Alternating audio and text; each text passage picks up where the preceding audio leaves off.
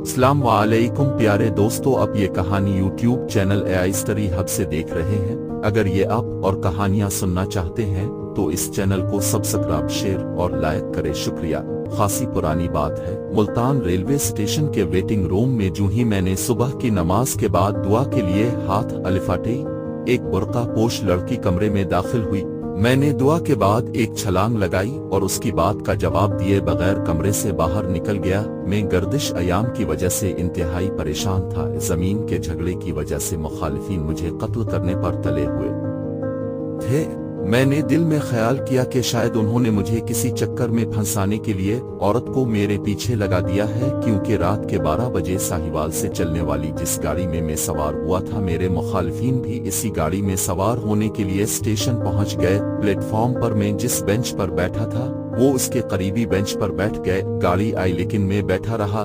मेरा ख्याल था कि वो जब किसी डब्बे में बैठ जाएंगे तब मैं किसी और डब्बे में सवार हो जाऊंगा, लेकिन उनके तेवर अच्छे न थे। वो तो मेरे ही डब्बे में सवार होना चाहते थे। जब गाड़ी ने विसल दी तो मैंने भागकर लाइन पार की और गाड़ी की दूसरी जानिब दौड़ता हुआ इंजन के करीब वाले डब्बे में बैठ गया। वो भी आसानी से मेरा पीछा छोड़ने वाले न थे। तलाश करते करते जब वो इस डब्बे के करीब पहुंचे तो मैं बैत अल खला में चला गया। वो मुझे यहाँ ना पाकर किसी और डब्बे में सवार हो गए। गाड़ी चल दी। सुबह 4 बजे जब मुल्तान पहुंचा तो मेरे मुखालिफिन ने प्लेटफॉर्म से बाहर जाने वाले दोनों दरवाजों पर कब्जा कर लिया, लेकिन मैं उनकी नजरों से बचकर वेटिंग रूम में पहुंच गया और नमाज से फारिग हुआ ही था कि इस लड़की ने परेशान कर दिया। मेरी जमीन की अलॉटमेंट हाकिम जिला ने मंसूख कर दी थी और महज कुंबा परवरी के लिए मुझे मुसीबत में मुब्तला कर दिया था। इसके खिलाफ मुझे मुल्तान में अपील दायर करना पड़ी। मेरे मुखालिफिन मुझे हर कीमत पर अपने रास्ते से हटाना चाहते थे। मैं अकेला था, सिवाय अल्लाह के और कोई मेरा पुरसान हाल न था। सिर्फ वालिदैन की दुआएं शामिल हाल थीं। इधर मुल्तान में कमिश्नर साहिब की अदालत में हजारों की तादाद में अपीलें ज़ेर समाअत थीं। साल तक समाअत की बारी नहीं आती थी। मैं तारीख लेने के लिए मुल्तान गया था। वो लड़की भी इसी तरह जमीन की अलॉटमेंट के चक्कर में अपने मुखालिफिन के हाथों बारी तरह परेशान थी और मुझसे कमिश्नर के दफ्तर का पत्ता पूछने और रहनुमाई हासिल करने के लिए अंदर चली आई थी। जब मैं भागकर बाहर निकला तो वो भी घबरा कर बाहर आ गई। मैंने इससे सख्ती से पूछा, इस तरह मर्दाना वेटिंग रूम में आने से तुम्हारा क्या मतलब है?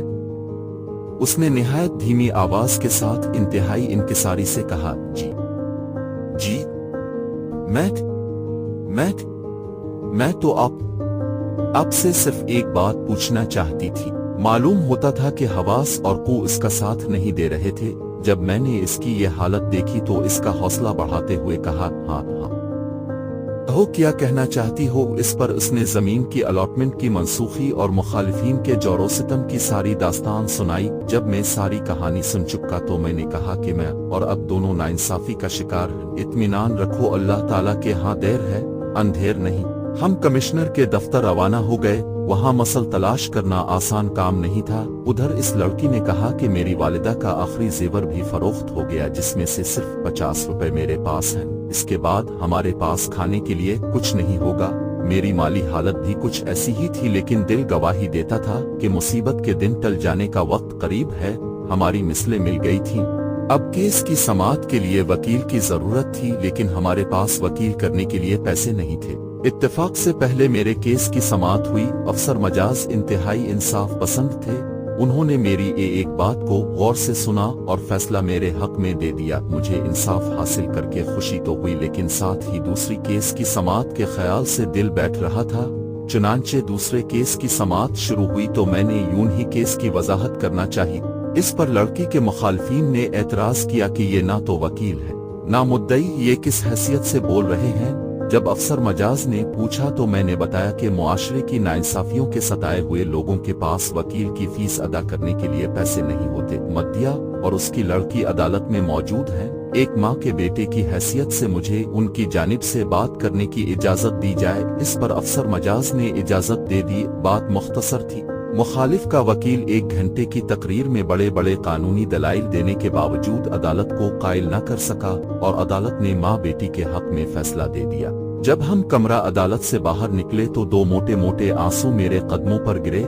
मुझे यूं महसूस हुआ कि दोनों माँ बेटी रो रही हैं। वो फर्द जज्बात से मुझसे लिपट गए। माँ मेरी पेशानी पर बोसा दे रही थी, बेटी मेरे बाजू से लिपटी हुई थी।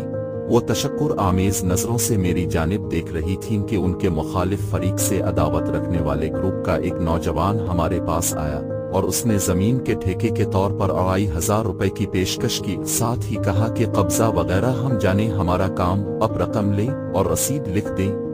हमने इसी वक्त ठेके की रकम ले ली और रसीद लिख दी। मैं जल्द घर जाकर अपने वालिदैन को खुशखबरी सुनाना चाहता था, इसलिए उनसे इजाजत ली और घर वापस आ गया।